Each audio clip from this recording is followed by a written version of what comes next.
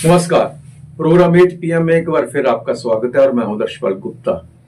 वतन को जानो इस प्रोग्राम के तहत जम्मू कश्मीर से स्टूडेंट्स गए हुए थे जो भ्रमण कर रहे हैं देश का, दूसरे स्टेट्स के बारे में जानने की कोशिश कर रहे हैं। उनसे एड्रेस करते हुए अमित शाह होम मिनिस्टर ने कहा कि जम्मू कश्मीर के हालात अब सुधर गए हैं। 80% जहां पे स्टेबिलिटी है, कोई ऐसी बात नहीं है। लोग जो हैं अब देश के साथ साथ प्रगति की ओर बढ़ रहे हैं। यहाँ पे टूरिस्ट आ रहा है और यहाँ पे अब लोगों का ध्यान जो है उस पत्थरबाजी से, बाकी जो आतंकवादी गतिविधियां हैं उनसे हट चुका है। अब प्रश्न ये होता है, जब देश का होम मिनिस्टर जम्मू कश्मीर के बारे में ये बयान देता है तो ये प्रश्न उठता है कि अगर हालात ठीक है फिर जम्मू कश्मीर को राज्य का दर्जा क्यों नहीं दिया जा रहा। अभी जब बार बार यही कहा जा रहा था कि हालात ठीक होने पर जम्मू कश्मीर को राज्य का दर्जा दिया जाएगा, ये होम मिनिस्टर ने भी ऑन द फ्लोर भी कहा था। उसके साथ साथ भी प्रधानमंत्री भी जब भी जम्मू कश्मीर के बारे में, जब भी राज्य के दर्जा के बारे में बात करते हैं तो यही बात करते हैं कि जल्दी ही जम्मू कश्मीर को राज्य का दर्जा दिया जाएगा। लेकिन 4 महीने से ऊपर हो गए हैं चुनावों को जम्मू कश्मीर में, लेकिन अभी तक राज्य का दर्जा नहीं मिला। दूसरी तरफ उमर अब्दुल्ला जो है जम्मू कश्मीर के चीफ मिनिस्टर, वो भी यही कह रहे हैं जब तक हमें राज्य का दर्जा नहीं मिलेगा हम पूरी तरह से काम नहीं कर पाएंगे। यहां तक उन्होंने कहा कि इस बजट सेशन में हमसे बहुत ज्यादा उम्मीदें मत रखें क्योंकि हमारे हाथ बंधे हुए हैं। हमें राज्य के दर्जे का इंतजार करना चाहिए। और फिर वही बार बार एक प्रश्न आता है कि जम्मू कश्मीर के हालात ठीक है, होम मिनिस्टर खुद कह रहे हैं यहाँ पे चुनाव हो चुके हैं, चुनाव बड़े अच्छे तरीके से हुए हैं, पार्लियामेंट के चुनाव हुए हैं, राज्य के चुनाव हुए, असेंबली के चुनावों में कहीं कोई ऐसी बात नहीं हुई। उसके बावजूद भी, हालात ठीक होने के बावजूद भी राज्य का दर्जा क्यों नहीं दिया जा रहा, ये एक बहुत बड़ा सवाल जो है लोगों के मन में है। तो आइए अब नजर डालते हैं आज के समाचारों में। तरुण चुग का एक नया बयान सामने आया है जिसमें उन्होंने कहा कि कांग्रेस और आप पार्टी दोनों ने ही पंजाब को बर्बाद कर दिया है और पंजाब की जनता अब ये जान चुकी है कि पंजाब को बचाने का एक ही हल है और वो है भारतीय जनता पार्टी की डबल इंजन की सरकार। ये कहना है तरुण चुग का। आपदा और कांग्रेस दोनों ने ही पंजाब का नुकसान किया है। दोनों के पास पंजाब को वित्तीय घाटे हुए कर्जे से, शिकंजे से निकालने के लिए, नए रोजगार लाने के लिए, किसानी को लाभकारी करने के लिए, महिला सशक्तिकरण के लिए, नशे और माफिया पर पूर्ण प्रतिबंध करने के लिए, कानून व्यवस्था दुरुस्त करने के लिए कोई भी हल नहीं है, कोई योजना नहीं है। दोनों की सरकारें पंजाब की जनता ने देखी हैं और दोनों ही पार्टियों ने घोर निराशा दी है। तो उनका कहना है कि एमएलए पहले बुकिंग की हुई और आप दोनों के बड़े नेताओं के एक लंबी लिस्ट है जो भाजपा में आना चाहते हैं। जिस दिन उन नामों का खुलासा मैं करूंगा उस दिन पंजाब की राजनीति में भूचाल आ जाएगा या सुनामी आ जाएगी। आम आदमी पार्टी और कांग्रेस के नेता अपनी ही पार्टियों को छोड़कर इधर उधर दौड़ रहे हैं। दोनों ही पार्टी डूबता हुआ जहाज है। हम चाहते हैं दोनों ही पार्टियां जो पंजाब के लिए परफॉर्म नहीं कर पाए। आपदा की सरकार अपना किया हुआ एक एक वादा पूरा करे। जो वादे उन्होंने युवकों के साथ, हर घर नौकरी का वादा किया, किसानों के कर्ज माफी का वादा किया, किसानों को एमएसपी पर टॉप अप देने का वादा किया, एक भी वादा पूरा नहीं हुआ। ना इंडस्ट्री आई, ना व्यापार बढ़ा, ना किसानी बढ़ी। इसलिए कौन किसके संपर्क में है,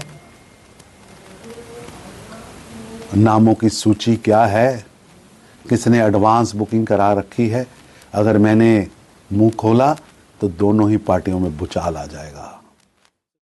हर साल की तरह इस साल भी विश्व हिंदू परिषद द्वारा शिवरात्रि के उपलक्ष्य पर एक दिन पहले कावड़ यात्रा निकाली जाती है और आज संस्था द्वारा तीसरी कावड़ यात्रा जखैनी चौक से सुध महादेव के लिए रवाना हुई, जहां काफी संख्या में श्रद्धालुओं ने भोले बाबा के जय घोष लगाते हुए यात्रा को धूमधाम के साथ रवाना किया।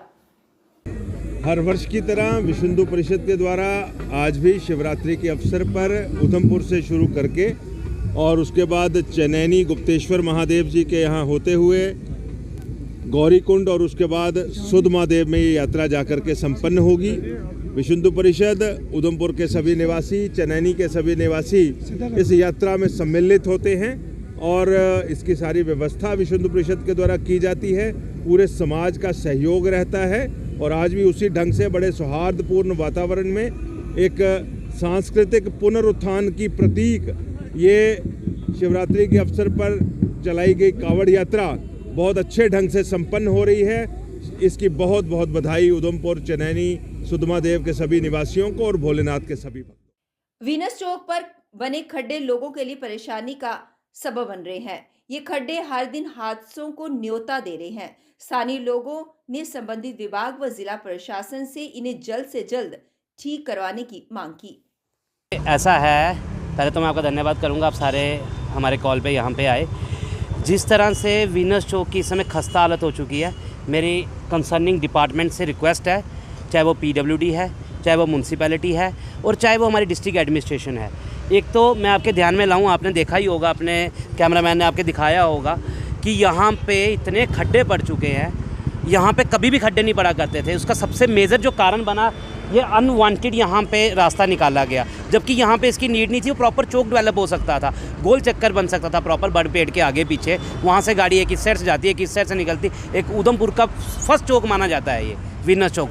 जब यहाँ पे ये हालत है तो बाद में बाकी चौकों पे क्या हालत होगी आप देखें। यहाँ पे बुरी तरह से खड्डे पड़ चुके हैं। एक तो अगर इन्होंने ये बनाया भी, फिर इस पर इन्होंने 1 वे का स्टिकर लगा दिया, लेकिन 1 वे क्या कोई फॉलो कर रहा है? यहाँ पे क्या कोई पुलिस वाला है? आप अक्सर देखेंगे पुलिस महकमा आता है, चालान करता है, चला जाता है। मैं किसी के खिलाफ नहीं बोल रहा, लेकिन ये बताना चाह रहा हूँ कि यहाँ पे एक पुलिस ट्रैफिक कर्मी या पुलिस कर्मी की आवश्यकता है कि जो 1 वे लोगों को रोके, चाहे वो चालान के माध्यम से रोके, चाहे पहले 2 बार समझा के रोके। उससे क्या होगा कि जो 1 वे अगर बनाया है, इसको 1 वे का इस्तेमाल हो। उधमपुर जिले के सतेनी पंचायत में ऑपरेशन सद्भावना के तहत असरेनी गर्ल्स हाई स्कूल में लगभग 5 लाख के करीब दिया गया सामान, जिसमें 5 कंप्यूटर, इन्वर्टर, 35 कुर्सियां और कंप्यूटर टेबल और प्रिंटर आदि दिए गए। इस मौके पर पूर्व सरपंच पुरुषोत्तम गुप्ता, आर्मी की तरफ से CEO और स्कूल प्रशासन के लोग मौजूद रहे। ऑपरेशन सद्भावना के तहत इंडियन आर्मी ने 4.5 लाख रुपए का सामान जो है गर्ल्स हाई स्कूल सतैनी को प्रोवाइड करवाया है, जिसमें 5 कंप्यूटर्स हैं, 5 टेबल हैं और 5 रिवॉल्विंग चेयर और 30 नॉर्मल चेयर जो हैं वो बैठने के लिए दी हैं। एक इन्वर्टर है और प्रिंटर वगैरह, ये जो सब सामान है ये हमें इंडियन आर्मी की तरफ से सद्भावना के तहत मिला है। और मैं थैंक्स करता हूँ इंडियन आर्मी का, क्योंकि इन्होंने इससे पहले भी हमारे हाई स्कूल सतैनी को 3 कंप्यूटर, 1 इन्वर्टर दिया था। ये स्कूल की हेल्प तो करते ही करते हैं, बाकी हमारे लोकल लोगों को भी कभी भी कोई प्रॉब्लम आती है तो इंडियन आर्मी हमारे साथ हमेशा खड़ी रहती है। लखनपुर में JKPCC और वन सुरक्षा बल को मिली बड़ी कामयाबी, जिसके अंतर्गत 1100 किलोग्राम प्रतिबंधित पॉलीथीन बैग से भरा हुआ ट्रक किया गया जब्त।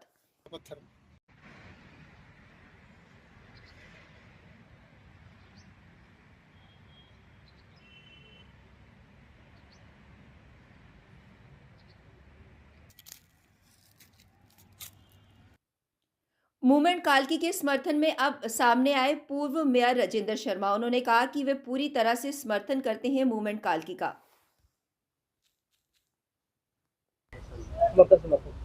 ये ना कोई प्रदर्शन है और ना ही कोई उग्र भाव से कोई चेतना है।